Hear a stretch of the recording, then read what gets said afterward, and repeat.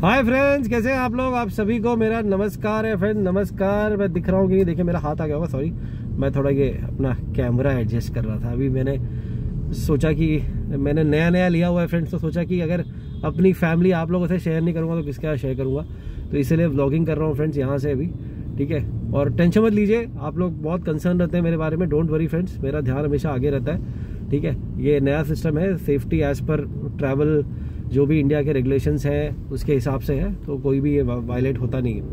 अब देखिए फ्रेंड्स, ये वीडियो मैं क्यों बना रहा हूँ। अभी आप लोग एक चीज़ को समझिए कि स्लोवाकिया, लिथुएनिया, ठीक है, यूरोप की दो कंट्रीज जहाँ पे सब लोग जाना चाह रहे हैं, वहाँ पे एक्चुअल ऑन ग्राउंड सिचुएशन क्या है इंडियन नेशनल्स के लिए, पाकिस्तानी भाइयों के लिए, नेपाल, बांग्लादेश, ठीक है, स्लोवाकिया, लिथुएनिया। अगर आप स्लोवाकिया जा रहे हैं, ठीक है, नेशनल डी वीजा के लिए, हम पहले बात करेंगे नेशनल डी वीजा की। अगर आप नेशनल डी वीजा के लिए जा रहे हैं तो सबसे पहले आपको क्या करना है, आपको अपना जो एम्प्लॉयमेंट कॉन्ट्रैक्ट है वो स्लोवाकिया बिजनेस ट्रेड रजिस्टर के हिसाब से बनाना है। अगर वो उसके हिसाब से नहीं है तो आपको वीजा नहीं मिलेगा। भले ही BLS आपके डॉक्यूमेंट्स एक्सेप्ट कर ले, आपको वीजा नहीं मिलेगा, क्योंकि अगर मिसमैच हुआ, जो डॉक्यूमेंट्स में लिखा है वहां से अगर मिसमैच हुआ तो आपको वीजा नहीं मिलेगा। दूसरी चीज, अपॉइंटमेंट, स्लोवाकिया का अपॉइंटमेंट केवल और केवल एम्प्लॉयर लेके दे सकता है नेशनल डी वीजा का, ठीक है। reservacy.delhi@mzv.sk ये एक ईमेल आईडी है। बहुत सारे लोग कंफ्यूज हो रहे हैं, cons.delhi वो वाली ईमेल आईडी नहीं है, ठीक है। अब जब आपको अपॉइंटमेंट एम्प्लॉयर जब मेल करता है, जैसे ही मेल स्लोवाकिया एम्बेसी में पहुंचती है, एम्बेसी सबसे पहले चेक करती है एम्प्लॉयर का बैकग्राउंड, कोई टैक्स वायलेशन नहीं है, कोई लीगल वायलेशन नहीं है। उसके बाद क्लाइंट के डॉक्यूमेंट चेक होते हैं। क्लाइंट के डॉक्यूमेंट कौन कौन से चेक होते हैं, एक आपको 1 पेज का लेटर मिलता है जिसको बोलते हैं स्लोवाकिया गवर्नमेंट का अप्रूवल होता है वो, जिसमें आपकी डिटेल्स लिखी होती है। सबसे ऊपर उसमें लिखा होता है कि ये वर्क परमिट स्लोवाकियन गवर्नमेंट से अप्रूव्ड है। वो डॉक्यूमेंट मेल पे अटैच करके भेजना है, ठीक है, वो चेक होता है। अगर ये सारी चीजें सही हुई और स्लॉट अवेलेबल है, महीने में एक बार जो आप मेल भेजते हैं, तो एम्बेसी रिप्लाई करती है आपके एम्प्लॉयर को, उसी मेल का रिप्लाई आता है कि आपके डॉक्यूमेंट्स हमने चेक कर लिए हैं, अब आप BLS में इस डेट से इस डेट के बीच में आप अपना अपॉइंटमेंट बुक कर सकते हैं। अपॉइंटमेंट का यही तरीका है, और कोई तरीका नहीं है। अपॉइंटमेंट महीने में एक ही बार एम्प्लॉयर मेल कर सकता है, बार बार जो भी एम्प्लॉयर मेल करेगा उसको कुछ नहीं होगा, वो स्पैम में चला जाएगा, तो आगे के अपॉइंटमेंट्स भी नहीं मिलेंगे। अब जैसे जनवरी 8 को एक डेट निकल गई, दूसरी डेट है 6 फरवरी को, ठीक है। तो जिन लोगों को अभी 8 को नहीं मिला था वो अब 6 को कर सकते हैं, वो 6 को करेंगे मेल। ये मेल, अगर आपको मेल में रिप्लाई में ये आ रहा है कि स्लॉट्स हमारे पास नहीं है, एम्बेसी ये लिखती है स्लॉट्स हमारे पास नहीं है, आप बाद में ट्राई करिए, तो आप फिर से मेल मत भेजिए। मैं फिर से बोल रहा हूं, अगर एम्बेसी ने आपके एम्प्लॉयर को ये मेल किया है कि स्लॉट्स अवेलेबल नहीं है, तो आपको दोबारा मेल नहीं करना है। आपको क्या करना है, आपको वेट करना है। आप नेक्स्ट मंथ में करिए जो स्लॉट, जैसे अगर 8 जनवरी को आपको ये आया, तो आप क्या करिए, आप नेक्स्ट मंथ में करिए 6 फरवरी को, ठीक है, अपने एम्प्लॉयर को बोल दीजिएगा, ठीक है। ये हो गया आपका नेशनल डी वीजा।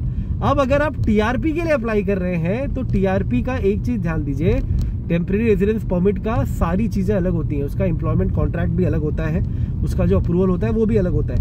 इसमें एक डिफरेंस ये है कि जो अभी 4 दिसंबर में रूल आया था, उसके बाद ये बोला गया है कि जो पर्टिकुलर इंडिविजुअल है, समझ लीजिए मैं TRP के लिए अप्लाई कर रहा हूं, तो मैं एम्बेसी को मेल कर सकता हूं, एम्बेसी मेरे इंडिविजुअल मेल पे रिप्लाई कर देगी TRP स्लॉट के लिए। TRP की बात कर रहा हूं मैं, फिर से बोल रहा हूं, TRP की बात कर रहा हूं।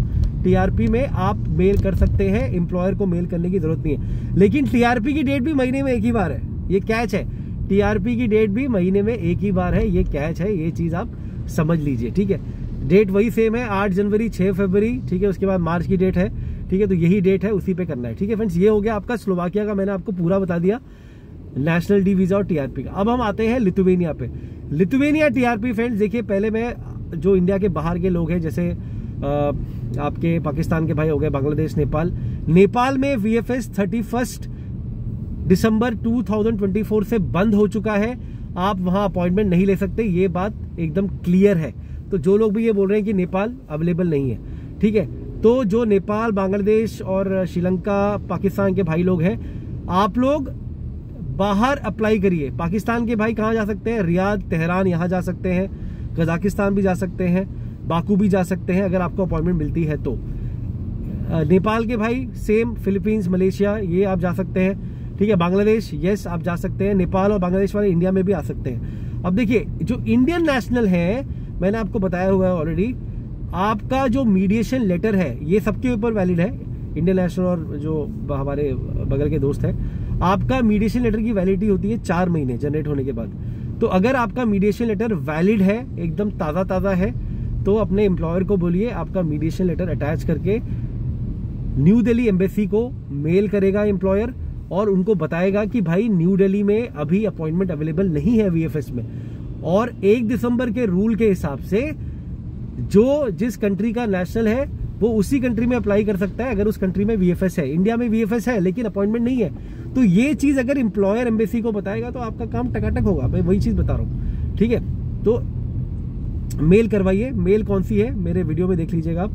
मैं यहाँ पे लिंक भी डाल दूंगा, अभी डिस्क्रिप्शन में डालूंगा, लिंक डालूंगा एम्बेसी के पेज का, और ईमेल आईडी भी डाल दूंगा। ठीक है, आप वो देख सकते हैं, कोई दिक्कत नहीं है। कैसे मेल करना है वो सारी चीजें बता दूंगा। ठीक है, आप देखिए फ्रेंड्स, ये सारी चीजें हो गई। सबसे आसान तरीका, मैं आपको हमेशा बोलता हूँ, अगर आपको जाना है यूरोप फ्रेंड्स, सबसे आसान तरीका है टूरिस्ट वीजा लेके जाइए।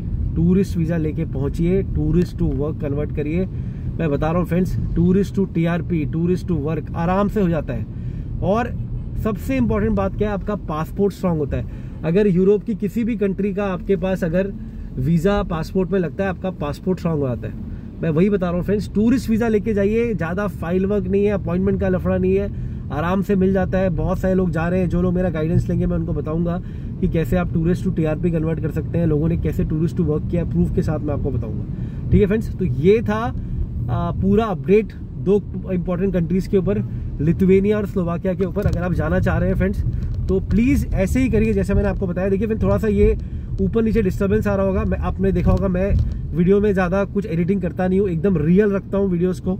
ठीक है, तो थोड़ा अगर ऊपर नीचे हो रहा होगा फ्रेंड्स, रोड की वजह से है, मेरी गलती नहीं है फ्रेंड्स, उसके लिए माफी चाहता हूँ। मेरा काम है आप सभी तक जेन्युइन इन्फॉर्मेशन पहुंचाना, आप सभी को सही तरीका बताना कि सही तरीका क्या है। ठीक है friends, take care, God bless. और अगर आपको डाउट हो रहा है कि अपने टैलेंट, स्किल और एजुकेशन के हिसाब से कौन सी कंट्री आपके लिए बेस्ट है, आप सेलेक्ट नहीं कर पा रहे, मेरा गाइडेंस ले सकते हैं, भाई आपको पूरा गाइड करेगा।